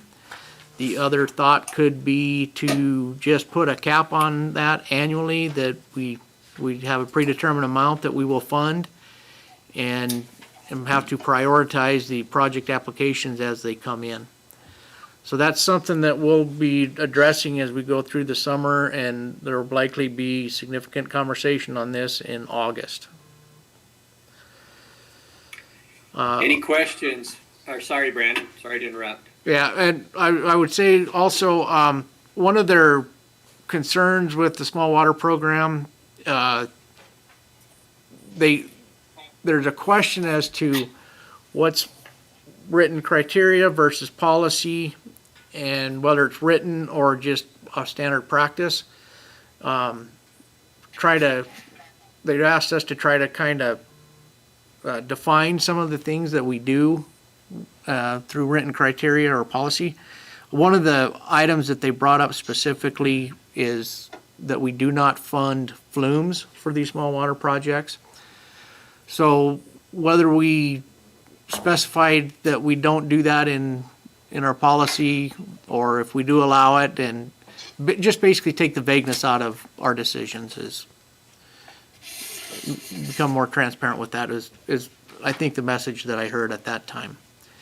And we will be having more conversation with them on June 3rd at their Select Water Committee meeting on this. The next item for us under Select Water Committee, if you remember during legislation, there was an amendment to change our level 1 and level 2 application fees. We've been asked to raise our application fees. That is set in statute at $1,000. It has been reviewed in the past, but I think that there is more push for us to evaluate and essentially raise our application fees for level 1 and level 2 projects. During legislature, the thought was to provide to increase them based on a percentage of the study cost. With our format, as we discussed, that's very tough to do. So a flat fee increase is something we can consider. One of the concerns I have with that is you raise it to a flat fee. Some of the smaller communities and districts are impacted more so than some of the larger ones. So maybe we look at a tiered approach to that somehow. And then the complexities between municipalities versus ag and irrigation. So there will be a lot of thought put into what we would recommend to you guys to raise these fees to, and for discussion. Any questions on those two topics? I remember, this has been a topic of discussion for years, and basically, we initiated the application fee because we were having sponsors that were enjoying filling out the applications, but at the end of the day, their interest waned. So the whole purpose of the application fee was for them to have some skin in the game. It was not considered a revenue source. But that was why we started the application fees. We figured that if they wrote us a check for $1,000 or whatever it is now, that at least it would get their attention, and then if we denied the application, they got their money back. But I would not be adverse to a minor increase, but this is not a revenue source. This is to ensure that we have a sponsor who is committed enough to come up with an application fee. And we're not trying to break the bank. Our logic has always been we would far prefer their money be saved to build the projects. And that's why we have always funded the level 1 and 2 projects. And understand, we think the level 1 and level 2 projects are the commission studies to evaluate whether we want to invest in the program, the projects. Now, when master plans, we like to do master plans because it puts some arms around priorities for the individual sponsors. So I would hope that while we can have the discussion, if this amount gets to be extraordinary, I will probably pull out a sword and fall on it in the middle of the room. It's just not the intent of this thing to solve our budget problems. And I guess why I have the floor, when we went through the recommendations, I'm sitting here thinking about what's going to happen in the next 2 legislative sessions. And probably what we have done today is made these things that we need to pursue. Postponing or canceling them beyond this date gets to be troublesome, because we've got sponsors who have allocated resources to do it. We're going to have consultants do fairly costly proposals. So I just think one of the topics we might want to talk about in August is we should be smarter about what our financial situation is. And we might need to talk about not only priorities for the small water program, but for the program itself.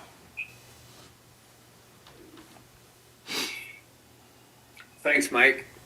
I have those same thoughts. We probably have some significant adjustments to make over the next couple of years with revenues. And I hope everybody entered the discussion on new applications with the same thoughts in mind that I did, that money might be tight, but next year's probably the opportunity to react rather than this year. I would think the budget is certainly going to be affected when we do our omnibus water bills, looking at our limited resources. Some things might have to be delayed, but if we delay them, we can assure the sponsors they're still on the list, and we can move on them when funding allows. But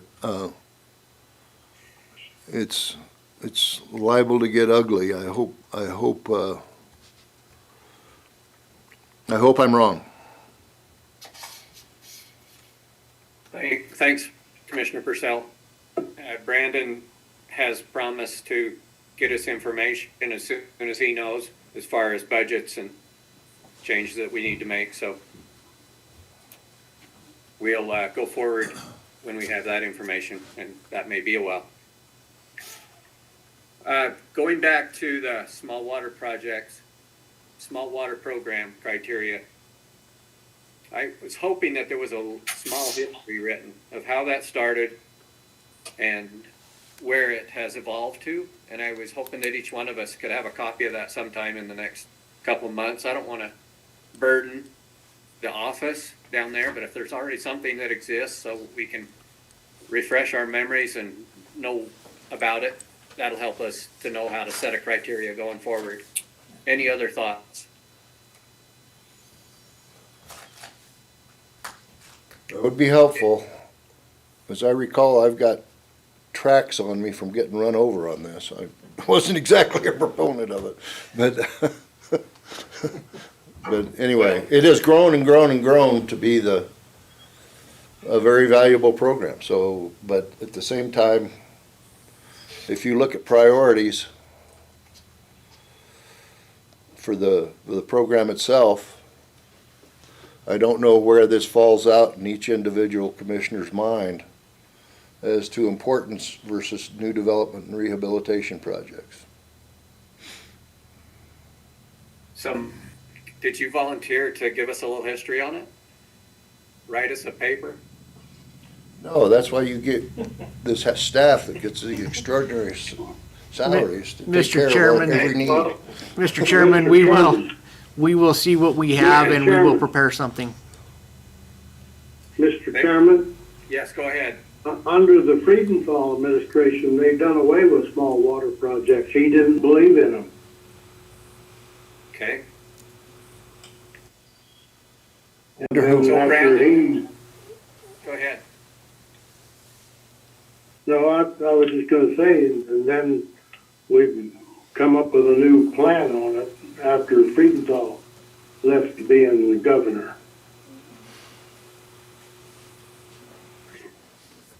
Brandon, if you have any information that can guide us, just a little history. I hate to burden the staff but if somebody's willing, that'd be great. Mr. Chairman, absolutely. We'll get something to you. Thank you. And that'd be fairly simple just by going through the omnibus bills and seeing what the historic funding was.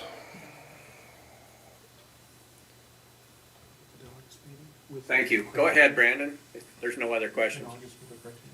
Yeah, Mr. Chairman, would you like that in the August meeting or prior to that?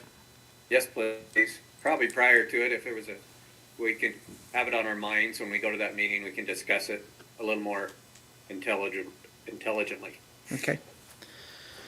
Absolutely.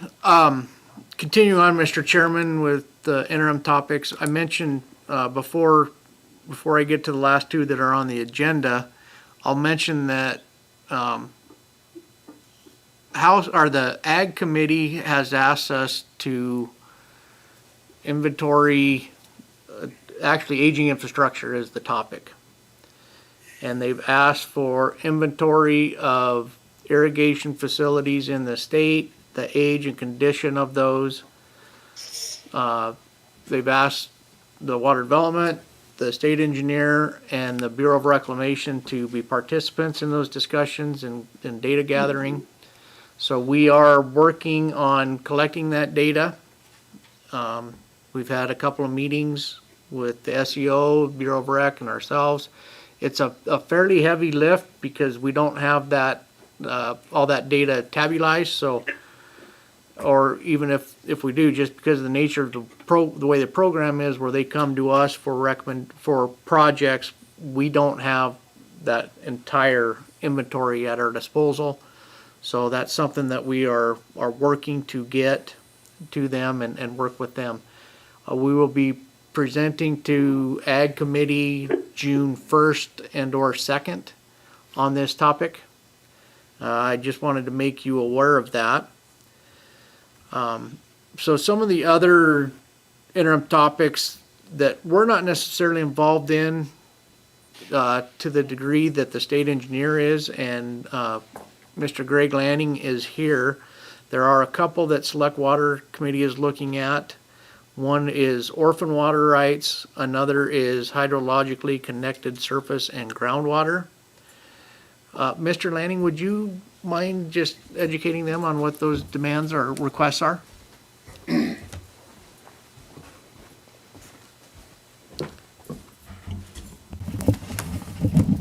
Well, thank you, Director Gebhardt. Mr. Chairman and members of the commission, I'm Greg Lanning, the state engineer. And, you know, together Brandon and I partnered through several topics last session. And if I may, before I go to orphan water rights, Brandon mentioned flumes on small water projects. And flumes is also, we had a bill introduced last session also that was entitled measuring devices. And as water becomes more precious to us and more demands, especially in compacts, for instance, and perhaps on the Colorado River Basin more than others, measuring devices are more and more important to help determine where the water's coming from and where it's going. And so I think it was tied into this discussion also, and that's probably the genesis of where, if we can fund measuring devices can be ordered in by our superintendents in the state engineer's office, you know, depending on the circumstance. But also there are some that the state would wish to have just based on knowing better, you know, our water use and demands in these basins, and perhaps specific to compact rights.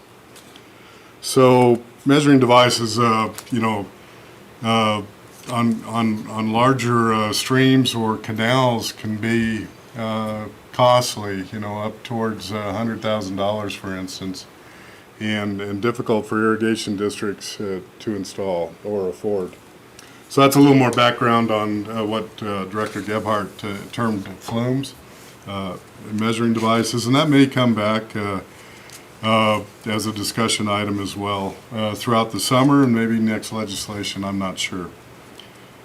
Orphan water rights is probably not the best term. We've had that same committee discussed orphan and abandoned wells, for instance. In our CBM world, that's been a concern of ours for quite a while, where, you know what's the final disposition of some of these wells? Can they be converted over to domestic or stock use? In this case, orphan water rights is a better term, might be displaced water rights as a result of development. And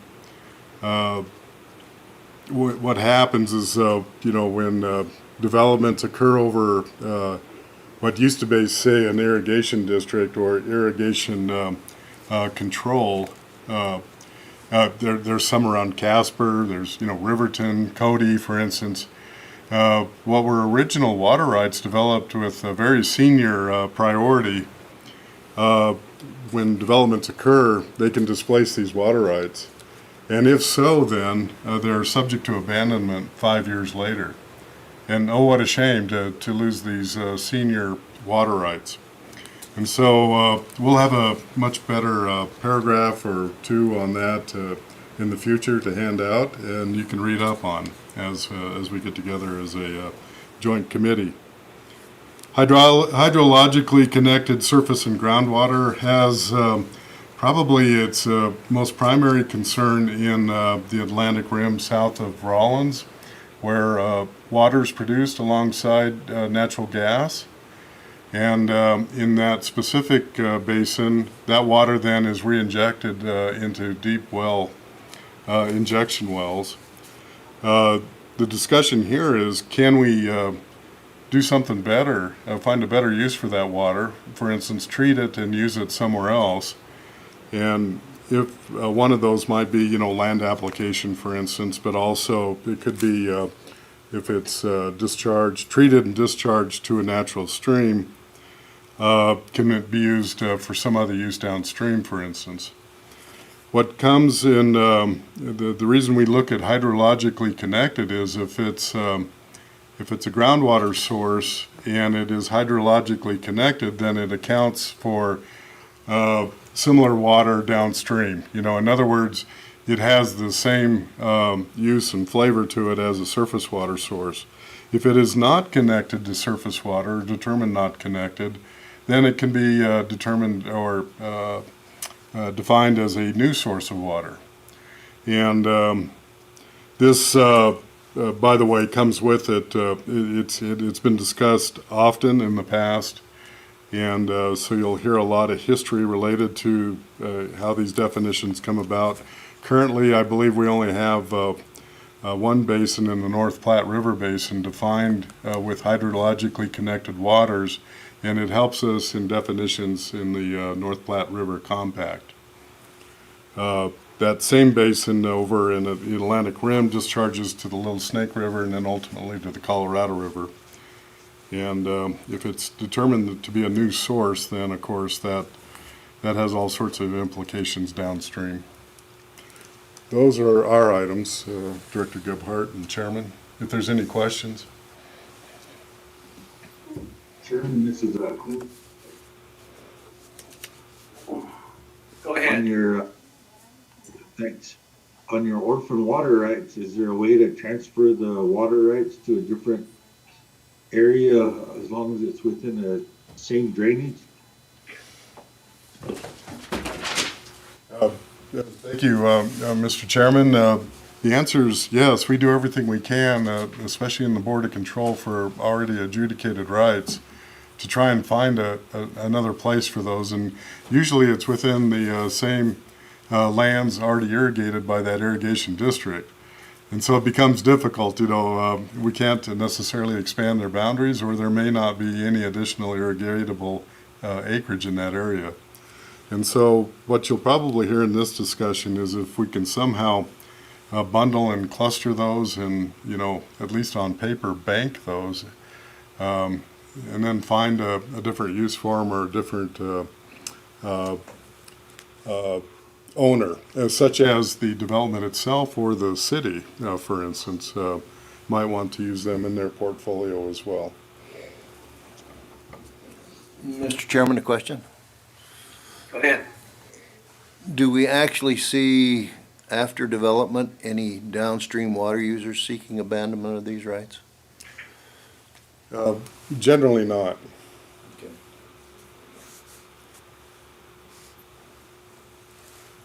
Are there any other questions for the state engineer? Mr. Chair? Yes. At the beginning, you talked a little bit about the metering and the expense on that. And that's always seemed like it's expensive, but to me, the real expense comes from managing the data.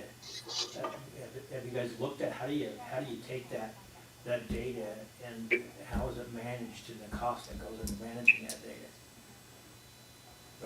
Mr. Chairman, that's an excellent question, and each basin has its own unique characteristics and data requirements and data analysis. And those costs are generally borne, in our case, or a couple of examples I can think of are within the state engineer's office itself. These become, and the ones I'm thinking of are compact compliance data requirements. In the North Platte River, for instance, we have 4 full-time equivalents dedicated to measuring acreage and determine irrigable acres, which includes then those measuring devices and the amount of water used or the consumptive use of that water. And so there's 4 employees, for instance, and that, by the way, is another interim topic that's not necessarily on this list as to what do we do with those 4 employees? Well, that's a direct cost in the compact to meet our obligations downstream. You're welcome. Thank you. Good information. Any other questions, comments? Thanks a lot. Mr. Chairman, Greg, thank you. Apologize for no notice, and you did great, but thank you for the information. You're welcome.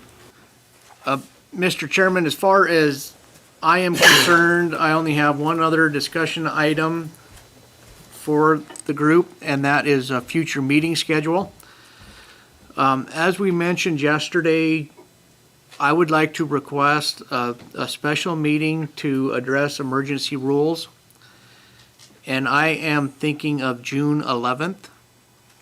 So if it's okay, I could send out an email to have everybody check their calendars, and we communicate via email on what day works best for everybody, but it'd be around that June 11th. And then that would give the AG time to do their review of the rules as well as the governor's office. And have these rules ready by July 1. So June 11th. My guess is be that even in June 11th, it'll probably be the same format, teleconference type of a format. And I do believe that it would be mostly limited to just addressing the emergency rules, and I wouldn't have a whole lot of other action for you at that time.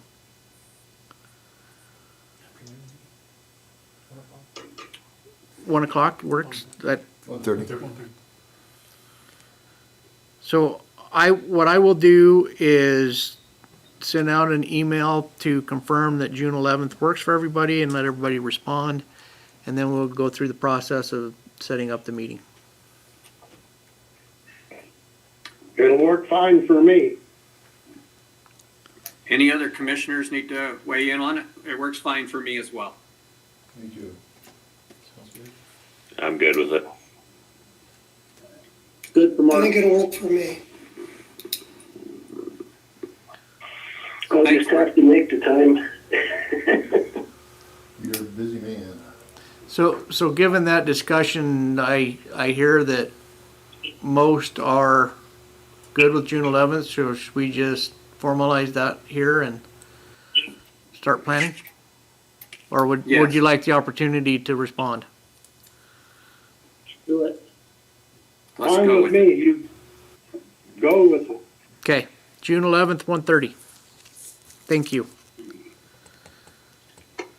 Well, we'll not be here at 1 because you gotta tune us in. We'll get you tuned in, Mr. Geis. Thank you all. The next meeting then would be the August meeting. And our pitch to you would be so the August 12th and 14th dates that we have right now coincide with the Wyoming State Fair in Douglas. At one point, we had talked about conducting the meetings in Douglas and then doing our tours from Douglas. Given that State Fair will be there and hopefully they are able to have State Fair, we've talked about maybe doing the meeting in Wheatland. It's kind of central to some of the project we wanted to look at, which would be LaPrelle, as well as the Wheatland Irrigation District project. And it puts us even in the middle of the Goshen project, if that's something we wanted to look at. Although I don't know what you see as far as the tunnel at Goshen. So it's your pleasure whether you want to go to Goshen or not, but I would, I guess, throw that out there as the August meeting location. Wheatland's fine. Do you think we could have the district give us a chalk talk about, just during the meeting, or just a chalk talk about how what the components of their system and how it works? I know you understand it, but I live there and I sure shit don't understand it. You're talking Wheatland? Yeah, Wheatland Irrigation. I would bet Mr. Arrington would be happy to do that. Good. I think that, just the chalk talk, and then we can go look at whatever we want to go look at, but I'm assuming we're gonna look at the diversion structure. That would be my intent, yeah. And if the commission finds it appropriate, I could give them a little 15, 20-minute dissertation as to how the Lower Laramie ended up in the North Platte Decree.